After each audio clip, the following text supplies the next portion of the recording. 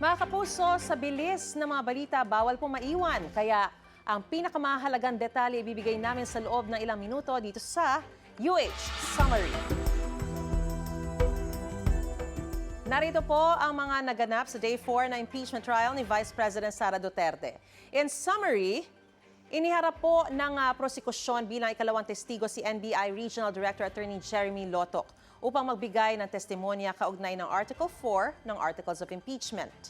Ipinakita rin po sa impeachment trial ang video ng umano'y pagbabanta ni Vice President Sara Duterte laban kina Pangulong Ferdinand Marcos Jr., First Lady Liza Araneta Marcos at dating House Speaker Martin Romualdez.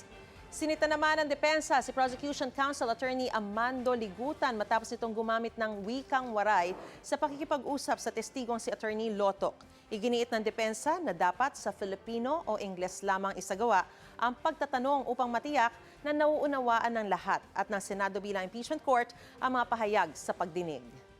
Kinumpirma rin kahapon ni Attorney Lotoc na 2 beses naglabas ng sabpina ang NBI sa bise kaugnay ng investigasyon sa kanyang mga naging pahayag noong November 2024. Sabi pa niya, bahagi ito ng due process upang bigyan ng Vice-Presidente ng pagkakataong magpaliwanag bago maghain ang NBI na reklamong grave threats at inciting to sedition sa Department of Justice. Sinabi rin ni Attorney Lotoc na nagpadala sila ng sulat noong December 2, 2024 upang imbitahan si Vice President Sara Duterte sa isang investigasyon kaugnay ng kanyang mga pahayag tungkol sa umano'y banta sa kanyang buhay.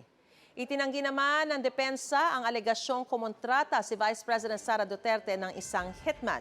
Ayon sa defense panel, nabigo ang prosekusyon na magharap ng direktang ebidensya na nagpapatunay sa naturang paratang.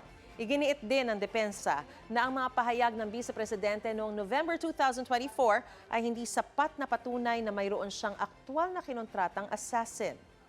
Hinimay din ng depensa ang investigation data form ng NBI matapos mapansing may manual marking ang Department of Justice received stamp sa dokumento. Ayon sa defense panel, mahalagang linawin kung kailan talaga natanggap ang dokumento. Hinighlight ng depensa ang mga discrepancy sa investigation data form gaya ng received dates at docket numbers.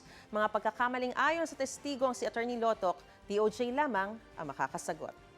Inihayag din po ng depensa kahapon na maaari silang magharap ng mga testigo upang patunayan ang umano'y Operation Romanov na ayon sa kanila ay isang planong nagbanta sa kaligtasan ni Vice President Sara Duterte at sa kanyang pamilya.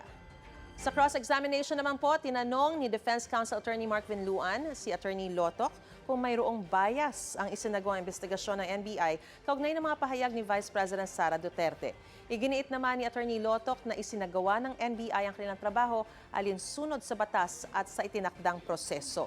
Sa Lunes, July 20, inaasahan na manghaharap na bilang witness si NBI Director Melvin Matibag.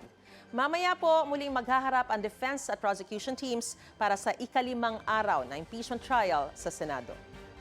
Mga kapuso, yan po ang mga mahalagang punto kahapon sa impeachment trial. Ito po si Mariz Umali para sa UH Summary. Wait! Wait lang! Huwag mo muna i-close. Mag-subscribe ka na muna sa GMA Public Affairs YouTube channel para lagi kang una sa mga latest kwento at balita. I-follow mo na rin ang official social media pages ng Unang Hirit. Thank you. O sige na,